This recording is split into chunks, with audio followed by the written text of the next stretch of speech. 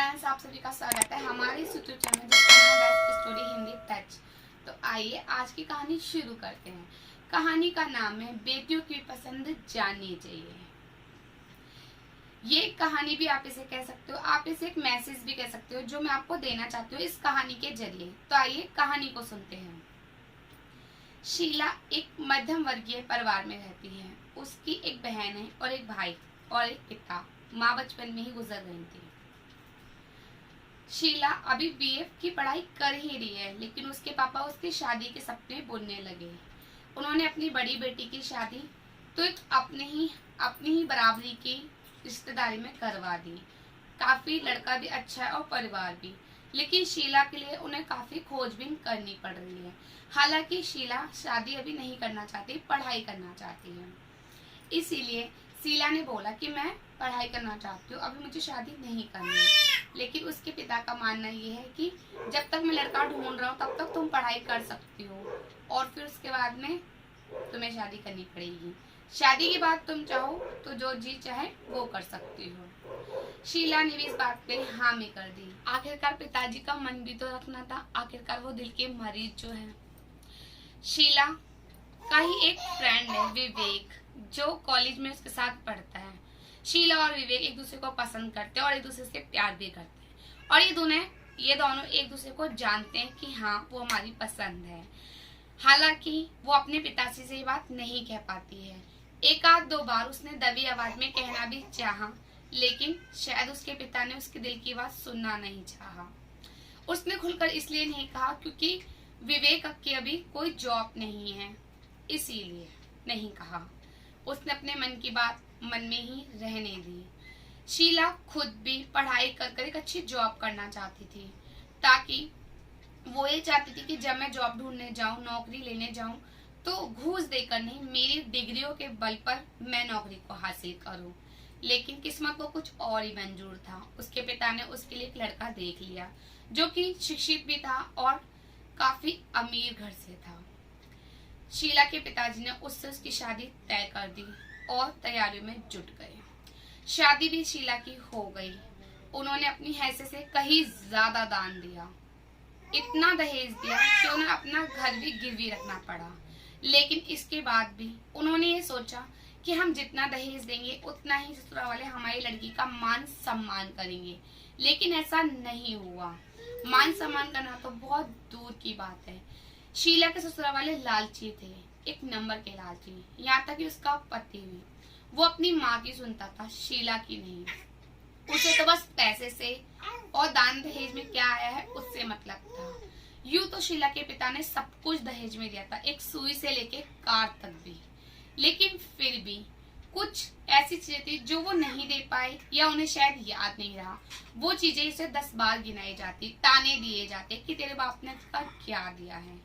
शीला की सास उससे बहुत काम करवाती थी, अत्याचार उठाती थी उसके ऊपर, और कहीं ना कहीं उसका पति भी।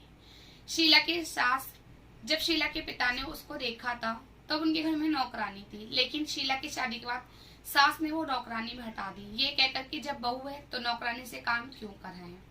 खैर, शीला ने जब पढ़ाई की चाहत सबको बतानी चाहिए तो इसका मजाक उड़ाया गया।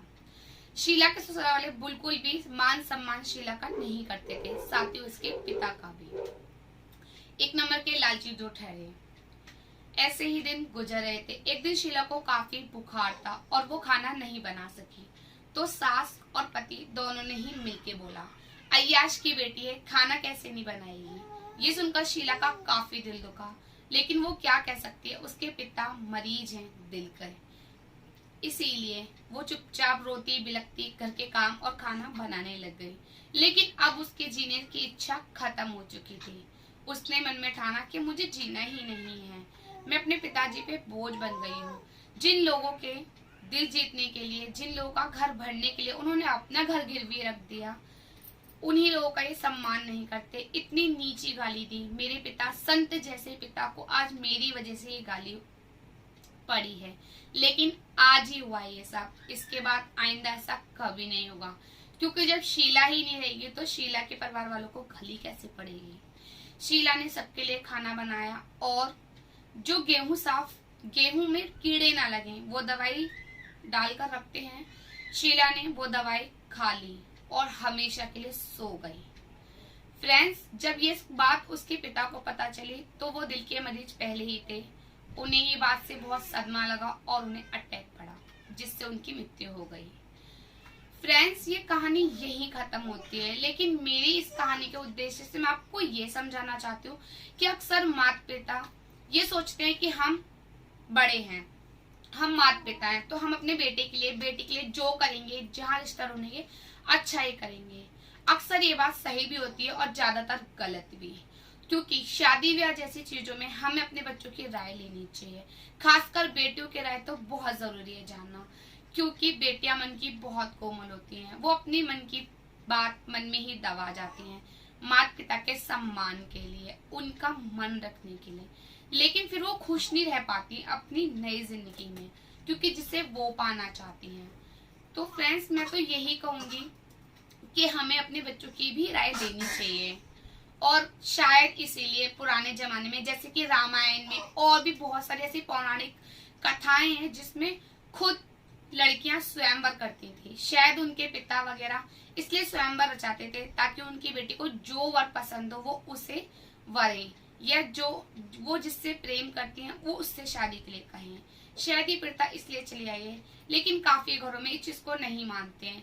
मानना चाहिए, क्योंकि देखो उन्होंने घर भी भरा अपनी बेटी की खुशी के लिए, लेकिन एंड में क्या हुआ, ना बेटी हाथ लगी ना कुछ। आखिरकार अपनी बेटी भी चली गई हाथ से। और जब भी हमें शादी करनी चाहिए तो बगैर दहेज के करनी चाहिए। अगर दहेज देना भी चाहते हो तो बहुत कम कम, इतना दो कि अपने को भी वजन ना लगे। उन्होंने कितना दहेज दिया और भुगतना सब कुछ उन्हें ही पड़ा, लेकिन फिर भी ससुराल वाले खुश नहीं हुए, बल्कि वो लालची बन गए। तो फ्रेंड्स, मेरी ये कहानी यहीं खत्म होती है। अगर आपको मेरी कहानी अच्छी लगे तो चैनल को लाइक कीजिएगा, चैनल को सब्सक्राइब कीजिएगा, वीडियो को लाइक कीजिएगा और शेयर भी कीजिएगा। और अपने सुझाव जरूर नीचे कमेंट बॉक्स में लिखना कि आपकी क्या राय है इस बारे में, कि जब हम शादी करें तो हमें अपने बच्चों की राय लेनी चाहिए या नहीं लेनी चाहिए। दहेज हमें अपनी जितनी हैसियत उतना देना चाहिए या हैसियत से बढ़ के। तो चलिए फ्रेंड्स, मैं अगली कहानी आपसे दोबारा बोलूंगी, तब तक के लिए राधे राधे।